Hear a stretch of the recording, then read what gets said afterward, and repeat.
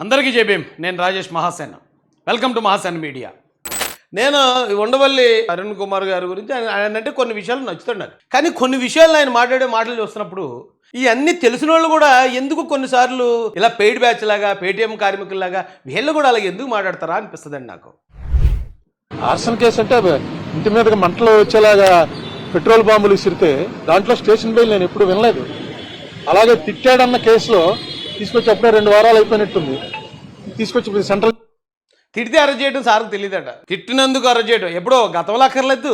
మొన్నటికి మొన్న చేబ్రోలు కిరణ్ అనే ఒక తెలుగుదేశం కార్యకర్త గతంలో అంబటి రాంబాబు అసెంబ్లీ సాక్షిగా, అంటే అంబటి రాంబాబు అప్పుడు మినిస్టర్, ఒక మినిస్టర్ అసెంబ్లీ సాక్షిగా మాట్లాడిన అదే మాటని మాధవరెడ్డి గారి సంగతి ఏంటి ఎన్ని మాట్లాడుకునే సమయం కాదు. మాధవరెడ్డి గారి సంగతి ఏంటి ఎన్ని మాట్లాడుకునే సమయం కాదు. ఒక దూరంపూడి చంద్రశేఖర్ రెడ్డి అనే ఒక ఎమ్మెల్యే అసెంబ్లీలో మాట్లాడిన అదే మాటని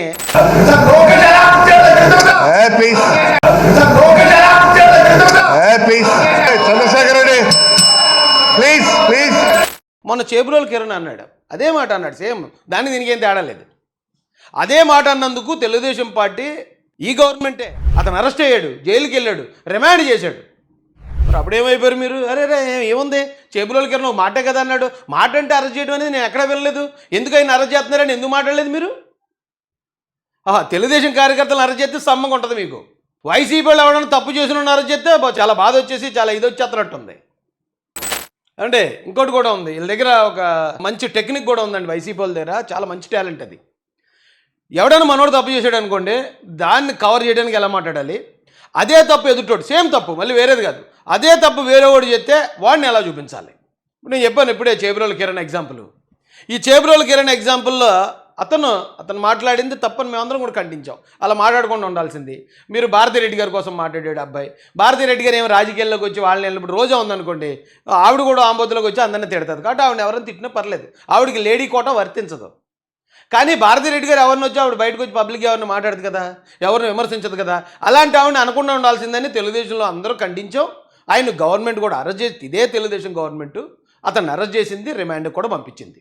అయితే అలాంటి వ్యక్తి కోసం సాక్షి మీడియా ఏం చెప్పింది? ఇవే మాటలు గతంలో అంబటి రాంబాబు లేకపోతే దూరంపూడి చంద్రశేఖర్ రెడ్డి మరి అసెంబ్లీలో అన్నారు. మరి దాన్ని ఎలాగా ఇది చేశారు నాకు అర్థం కాదు. అప్పుడైతే అసలు కనీసం పట్టించుకోలే. జగన్ గారు 2 ముసుముసిన వాళ్ళు నవ్వుకున్నాడు అవే మాటలు మాట్లాడితే. సేమ్ అవే మాటలు కిరణ్ కుమార్ మాట్లాడితే సాక్షి మీడియా ఏం చెప్తుంది చూడండి. ఎవడి Chebrolu Kiran care of TDP, social మీడియాకు పట్టిన చెద, ఇంటి పేరు ఐటీడీపీ, ఒంటి తీరు సైకో, అమ్మాలను అవమానించడం వీడి నైజం, తనని కన్న అమ్మ కూడా అసహ్యించుకునేలా ఆడబిడ్డలను సోషల్ మీడియాలో వేధించడం వీడి వృత్తి, మాతృమూర్తులైన మహిళలను మాటలతో వేటాడడమే వీడి ప్రవృత్తి, నిద్ర లేచినప్పటి నుంచి నిద్రపోయే వరకు బూతులతో బతికేయడమే వీడి జీవనశైలి, చిన్న పిల్లల్ని కూడా వదలకుండా అబ్యూజ్ చేసే చిత్తకార్తె సిటిజన్. ఒక్క మాటలో చెప్పాలంటే టీడీపీ ఆఫీస్ నే అడ్డాగా చేసుకుని టీడీపీ చేత టీడీపీ కోసం టీడీపీనే పెంచి పోషించిన సోషల్ మీడియా సైకో. ఎంతమంది మహిళలను నీచంగా అవమానించినా ఏడాదిగా వీడిపైన ఈ ప్రభుత్వం చర్యలు తీసుకోకుండా ధృతరాష్ట్రుడి పాలనను గుర్తు చేస్తోంది. ఎందుకంటే ఈ చేబ్రోలు కిరణ్ నారా చంద్రబాబుకి అభిమాని, నారా లోకేష్ కి అనుచరుడు, నరజాతిలో పుట్టిన చీడ పురుగు ఈ చేబ్రోలు కిరణ్.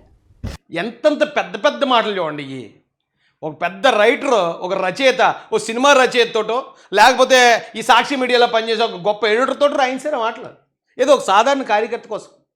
ఇక్కడ డైరెక్ట్గా అవే మాటలు వైసీపీ ఎమ్మెల్యే అన్నాడు, వైసీపీ మంత్రి అన్నాడు. వాళ్ళకేం వర్తింపు ఏమేని.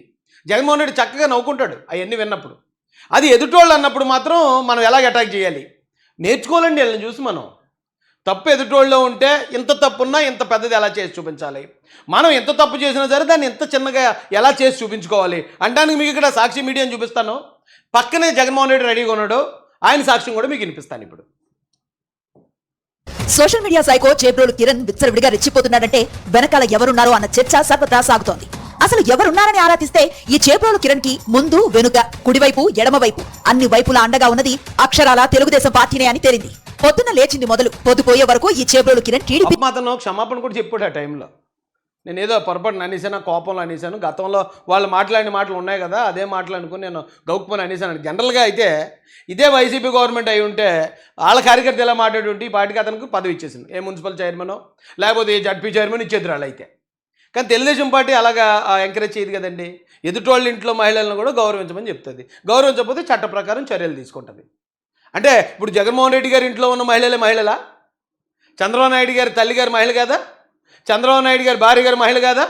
లేదా మిగతా తెలుగుదేశం పార్టీ కార్యకర్తలు కానీ లేదా మహిళా కార్యకర్త వాళ్ళ మహిళలు కదా, తెలుగుదేశం పార్టీ కార్యకర్తల భార్యలు మహిళలు కదా, వాళ్ళు ఎన్నని తిట్టొచ్చు, ఏదో నా కొడుకులు వీళ్ళు వైసీపీ సైకోలు, వాళ్ళు తిడితే అది ఏం వర్తించదండి. కానీ ఎవరైనా ఒకరు అంటే మాత్రం మొత్తం మహిళల మీద అంత దారుణంగా మాట్లాడాడని చెప్పి ఏదో ఒక సాధారణ కార్యకర్త కోసం ఒక స్టోరీ చేసింది సాక్షి మీడియా. అంటే సాక్షి ఆ టీవీ ఎంతో కొంత ఛానలే కదా, అది ఇది ఎలక్ట్రానిక్ మీడియా, మామూలు టీవీల్లో కూడా వస్తుంది కదా, అంటే కొంచెం పెద్ద ఛానలే కదా.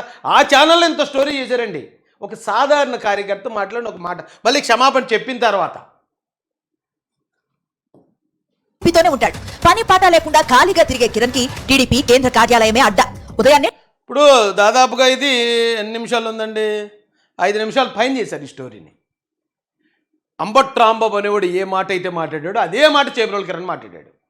ద్వారంపూడి చంద్రశేఖర్ రెడ్డి ఏ మాట అయితే మాట్లాడాడో అదే మాట చేబ్రోలు కిరణ్ మాట్లాడాడు. అంబట్ రాంబాబు, ద్వారంపూడి చంద్రశేఖర్ రెడ్డి భువనేశ్వరమ్మ మీద మాట్లాడారు. ఈ చేబ్రోలు కిరణ్ భారతమ్మ మీద మాట్లాడాడు అదే మాట. మరి ఒకే మాటకి ఇక్కడ గవర్నమెంట్ అరెస్ట్ చేసింది అతన్ని, చేబ్రోలు కిరణ్ని అరెస్ట్ చేసింది. వీళ్ళేమో ఇంత పెద్ద సైకో అని మహిళల పట్ల అలా ఉంటాడు ఇలా ఉంటాడు అని స్టోరీలు చేశారు. మరి అంబటోడి మీద ఎందుకు చేయలేదు అప్పుడు? ఆ ద్వారంపూడి చంద్రశేఖర్ రెడ్డిని ఎందుకు అనలేదు? కొడాలి నాని అంతంత దారుణమైన మాటలు మాట్లాడుతున్నప్పుడు అతన్ని ఎందుకు మాట్లాడలేదు? మాట్లాడకపోగా వీళ్ళు మళ్ళీ కవరింగ్ ఎలా ఉంటుందో తెలుసండి. అంబటి రాంబాబు కోసం ఇక జగన్ గారు ఇతను కవరింగ్ చూపిస్తాను రండి. రాంబాబు అన్న వాళ్ళ బూతులు తిట్టినందుకు రెస్పాన్స్ గా రియాక్ట్ అయ్యాడు ఆయన. ఇందులో ఒక అబద్ధం ఉంది. అవతల బూతులు తిడితే ఈయన రెస్పాండ్ అయ్యాడని, అవతల ఎవరు తిట్టలేదు. ఈడికే ఊరికే దోలకిపోయి కారులో నుంచి బయటకు వచ్చి మరీ బూతులు తిట్టాడు తప్ప వాళ్ళు ఎవరు తిట్టలేదు. అక్కడ ఆ వీడియో ఏమీ లేదు.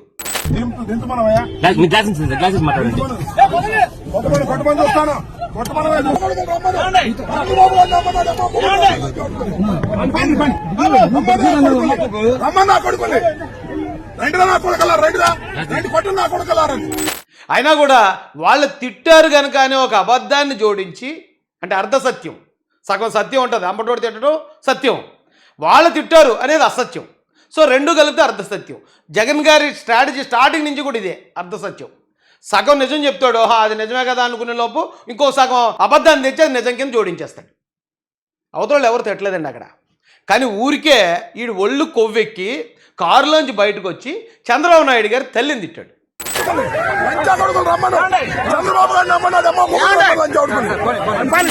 ఇక్కడ భారతమ్మని తిడితే మరి ఇంత గిలగిలా కొడేసుకునే ఇదే వైసీపీ కార్యకర్తలు మరి చంద్రబాబు నాయుడు గారు తల్లిని తిట్టినోడిని ఎలా వెనకేసుకొస్తారు మీరు? మేము ఆ రోజు చేబ్రోలు కిరణ్ వెనకేసుకు రాలేదు కదా, అరే భారతమ్మని తిట్టడం కూడా తప్పే అన్నాం కదా, అతన్ని అరెస్ట్ చేశాం కదా.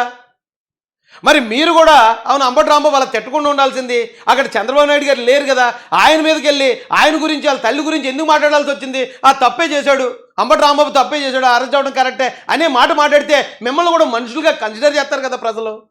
అరే వీళ్ళ కూడా మనుషులేరా, వీళ్ళ పుట్టింది మనిషి పుట్టుకేరా అనుకుంటారు కదా. అసలు మిమ్మల్ని మనుషులు అనుకోవడానికి ఒక్క అవకాశం కూడా ఎవరేడరా బాబు వైసీపీ వాళ్ళు? ఏదో ఒక క్షణంలో అయినా సరే వాళ్ళ మనుషులుగా గుర్తిందాం అనుకునే అవకాశం ఇప్పుడు ఒక్కటెవరు?